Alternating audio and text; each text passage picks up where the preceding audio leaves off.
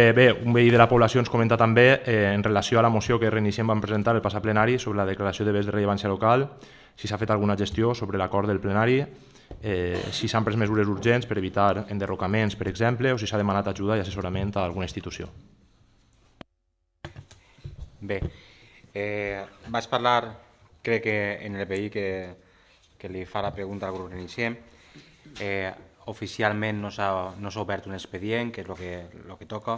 Sí que s'han començat a fer gestions de forma extraadministrativa per a iniciar l'expedient, perquè ja van dir en el plenari que es va aprovar i que jo pense que va ser una moció molt convenient, així no ens vam expressar el grup socialista, però és una moció complexa en quant a articular-la. Per tant, el que podíem començar és en un bon pas l'expedient administratiu.